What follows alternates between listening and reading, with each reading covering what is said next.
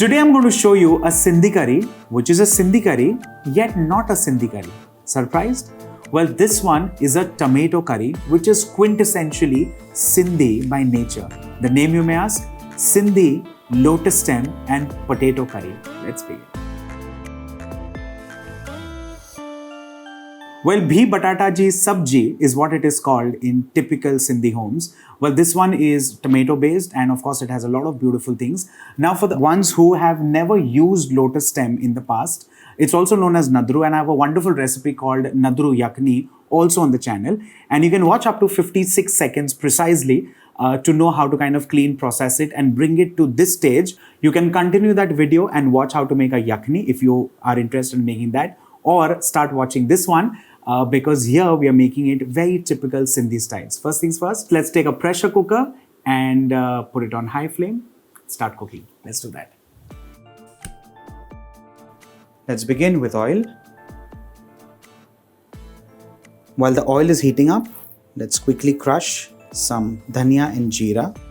Well, this is my personal take on this recipe and I like to personally do this. However, you can use coriander seeds and cumin seeds both in their powdered form. Let's add these in hot oil. And along with this, red onions chopped.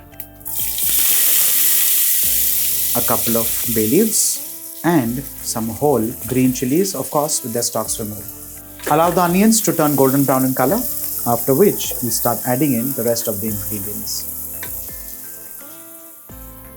Let's add in crushed ginger, garlic and green chilies.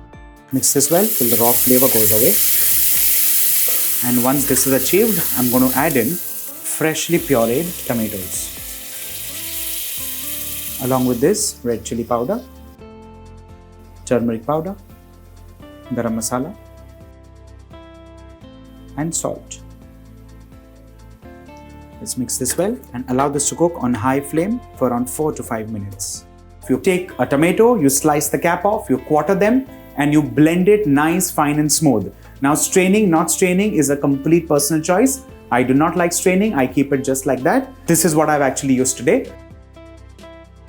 Well, the next ingredient that I'm going to add now is the lotus stem. At this stage, along with the lotus stem, you can take large potatoes, peel them, cut them into pieces as desired, and you can add them in and cook it all one shot. Or you can use baby potatoes the way I'm using today. I have them ready boiled from the refrigerator, which I'm going to add later for a very simple reason, because otherwise it'll get too mushy and too mashed up. So next, lotus stem.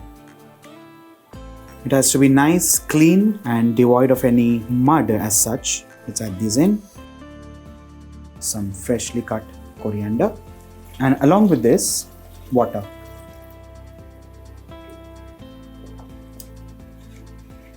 Let's cover this and cook this under 4 whistles or till it's perfectly well cooked.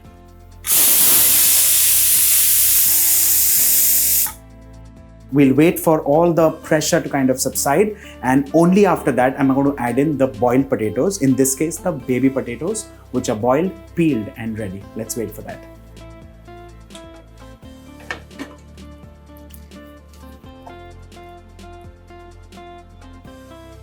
Time to add in our boiled potatoes along with some more water.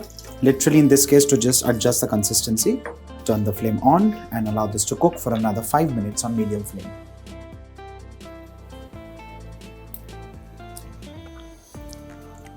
Perfectly balanced. With this, of course, the flame, and we have the most amazing, stunning, well-balanced Sindhi lotus stem and aloo curry done and ready.